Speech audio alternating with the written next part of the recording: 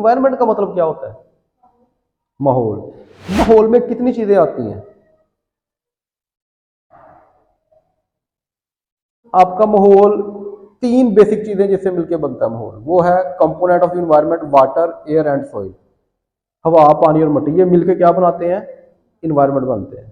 ठीक है, इन 3 चीजों से मिलकर इन्वायरमेंट बनता है। लेकिन वाटर, एयर और सॉइल का लिखा नहीं हुआ, लेकिन उसने वर्ड क्या लिखा? कंपोनेंट। कंपोनेंट का मतलब होता है जुज, यानी कि ये जो आपके वाटर है, ये वाटर, एयर और सॉइल, ये कंपोनेंट है किसके? इन्वायरमेंट के। ठीक है। Affect of human activity on environment. अब देखो ना, इंसान है, इंसान गाड़ी चलाता है, गाड़ी में धुआं निकलता है, उस धुएं से क्या हो रहा है? एयर, एयर इफेक्ट हो रही कि नहीं? एयर के अंदर खराबी आ रही है, एयर बेचारी पोल्यूटेड हो रही है। ठीक है। Effect of human activity on. Next आ गया स्कोप, इट हैज। अच्छा, इसके अलावा जो है ना इफेक्ट, अब इंडस्ट्रीज है, इंडस्ट्री के केमिकल वो किधर फेंकते हैं? नहर के अंदर।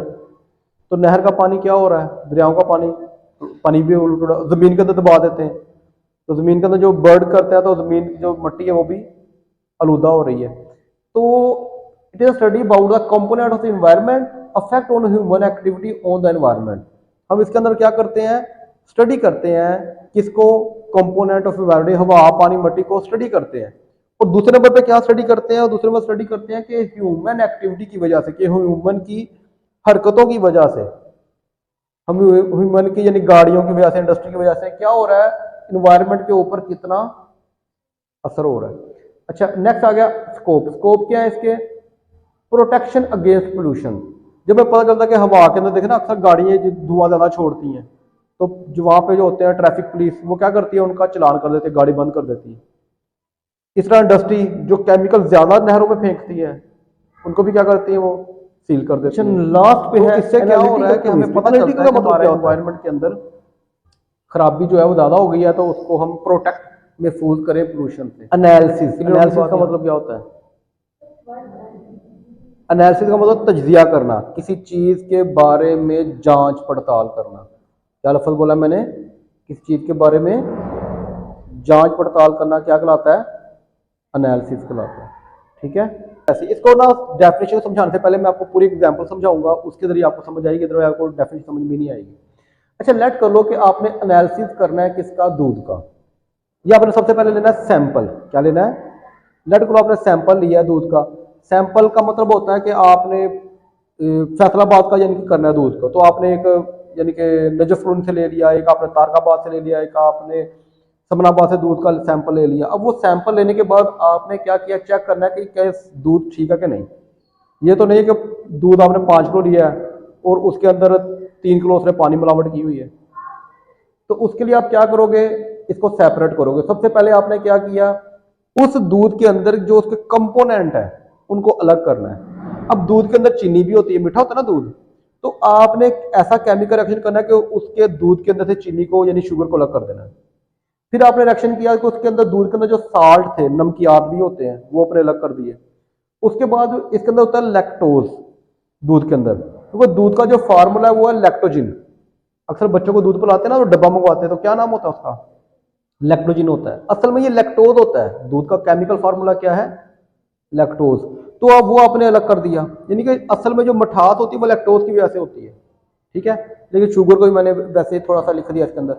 अच्छा, हम दूध के अंदर जो जो चीजें थी मैंने अलग कर दी। इसके अलावा दूध के अंदर क्या होता है? पानी भी होता है, ये भी कुदरत की तरफ से है पानी उसके अंदर। अच्छा, वो भी मैंने अलग कर दिया। उसके बाद क्या होता है दूध के अंदर? होता तो कुछ नहीं है उसके अलावा, फिर हम जो इंसान खुद उसके अंदर एडिशन करता है, कोई केमिकल डाल दिया, कोई पाउडर डाल दिया, यहाँ तक कि माया डाल देते हैं उसको गाढ़ा करने के लिए, चर्बी डाल देते हैं, कोई और चीज अल्लाह माफ करे डाल देते हैं ताकि दूध गाढ़ा लगे, कॉटन डाल देते हैं, पाउडर डाल देते हैं, और बहुत सारे केमिकल है वो डाल देते हैं ताकि वो दूध की मलाई ज्यादा आए, अल्लाह माफ करे। लेकिन वो सारा का सारा क्या होता है? नुकसानदेह होता है। तो हमने सबसे पहले क्या किया?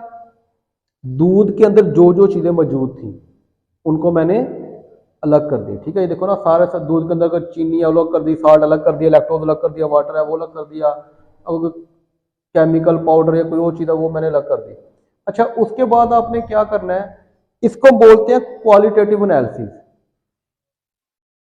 क्वालिटी, क्वालिटेटिव का मतलब क्या है? क्वालिटी, क्वालिटी यानी उसके अंदर कौन कौन से केमिकल से, उसके अंदर कौन कौन से केमिकल से।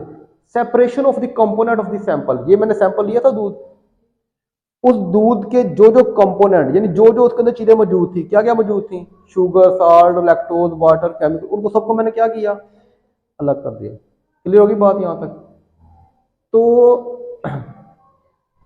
अब देखो ये तो हो गया क्वालिटेटिव एनालिसिस। अब नेक्स्ट क्या है, नेक्स्ट हमने देखना कि वो दूध था कितना, लेट को मैं कहता हूँ 10 किलो था, तो 10 किलो में से 1 किलो शुगर निकली, 1 किलो आपका साल्ट निकला, 2 किलो लैक्टोज निकला, और माशाल्लाह 5 किलो उसमें पानी डाला हुआ था वो निकला, और 1 किलो उसके अंदर से पाउडर वगैरह निकला है, यानी कि इतनी मिलावट की हुई थी अल्लाह के बंदे ने।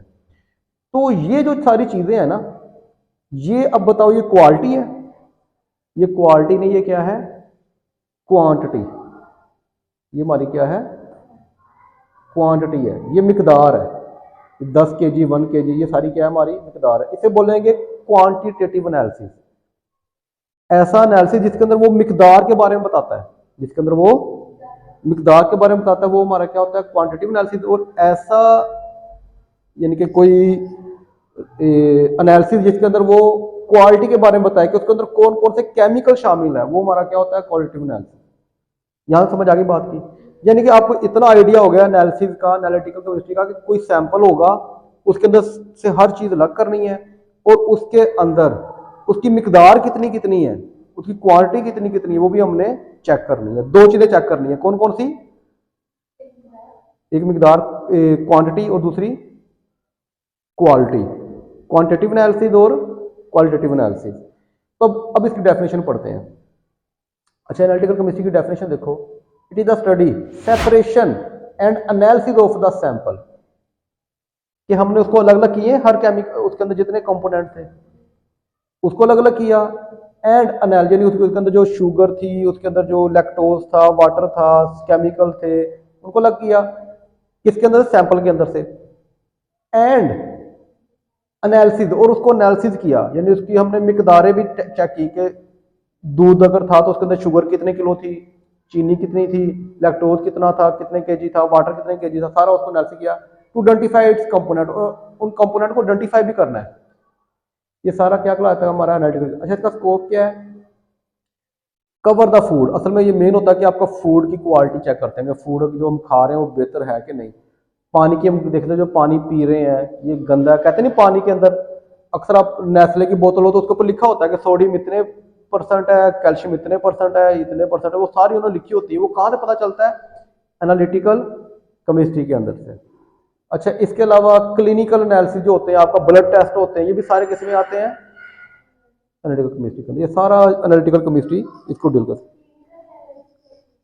है। क्लिनिकल बताया तो मैंने, ब्लड टेस्ट, आपका शुगर टेस्ट, आपके जितने टेस्ट ना मेडिकल, ये क्लिनिकल टेस्ट आते हैं, ठीक है। आई टेस्ट हो गया, जितना यानी कि आपका टेस्ट आ रहे हैं क्लिनिकल टेस्ट आते हैं। तो ये सारे के सारे हमारे क्या हैं, एनालिटिकल केमिस्ट्री हो गए।